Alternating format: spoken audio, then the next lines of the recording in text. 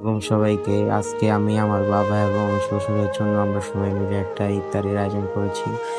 আল্লাহ যেহেতু তাদেরকে জান্নাত নসিব করে এই রমজান মাস উপলক্ষে।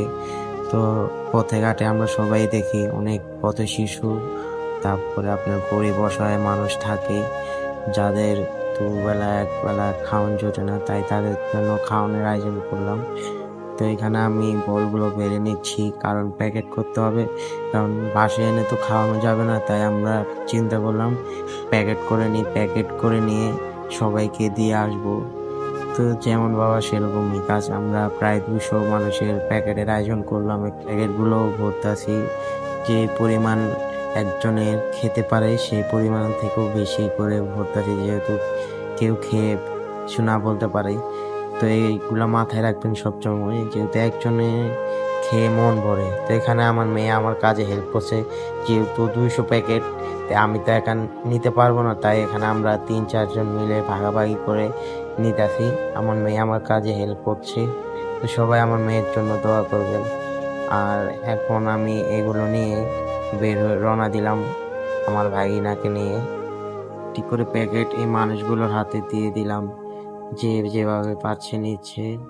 তারপরে আপনাদের আরেকটা কথা বলি, এখানে অনেকে মানুষ আছে, কেউ একটা নেওয়ার পর 2টা নেয়, 3টা নেয়।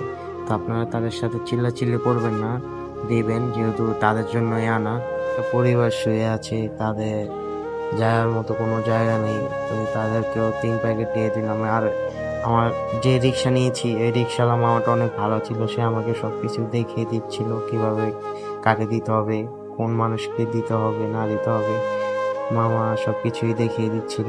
আজকের দিনটা আমার জন্য অনেক বিশেষ একটা দিন ছিল। আজকের দিনের মতো এত আনন্দ আর কখনো হয়নি। সবাই নিজের অর্থ জমিয়ে চেষ্টা করবেন কিছু না কিছু দেওয়ার জন্য এই রমজান মাসে।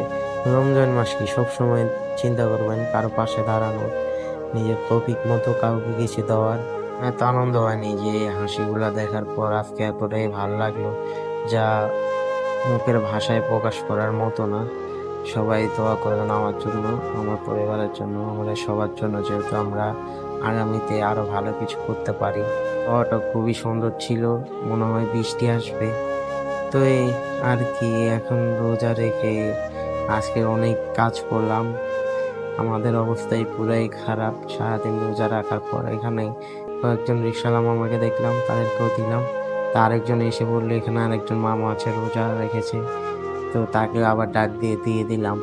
দেখতে পাচ্ছেন এখন ছোট ছোট বাচ্চারা কি নিয়ে ছুটে আসছে, তারা মানে কি বলবো, এই রিস্ক নিয়ে তারা আসছে। এখন তো তাদেরকে ফিরানো যায় না, তাদের সবাইকে দিলাম এক এক করে। তাদের মুখের হাসিটাই অসম্ভব একটা হাসি ছিল, যা দেখার মতোই। তাদের এই হাসি মুখটা দেখে অনেক ভালো লাগলো। আর কি বলবো, মানে এতটাই ভালো লাগলো নিজের কাছে, যা মুখে প্রকাশ করার মতো কোনো ভাষাই নেই। যদি আমার কথায় কোনো ভুল ত্রুটি হয়ে থাকে তাহলে আমাকে মাফ করে দিবেন, আর অবশ্যই চ্যানেলটিকে সাবস্ক্রাইব করে পাশে থাকা বেল আইকনটি বাজিয়ে দিবেন। আর আমার বাবা এবং শ্বশুরের জন্য সবাই দোয়া করবেন। আলহামদুলিল্লাহ সবাইকে দেওয়ার পরে এখন আমরা অন্য জায়গায় চলে গেলাম শাড়ি কাপড় দেওয়ার জন্য সবাইকে। তো তাও দেওয়া শেষ হয়ে গেল আমাদের, আলহামদুলিল্লাহ আমরা সবাইকে খুশি করতে পেরেছি, এটাই অনেক। আলহামদুলিল্লাহ আলহামদুলিল্লাহ। তো এখন আমরা চলে যাব বাসায়। তো মসজিদের ইফতারি এখন আয়োজন করব মসজিদে দেওয়ার জন্য।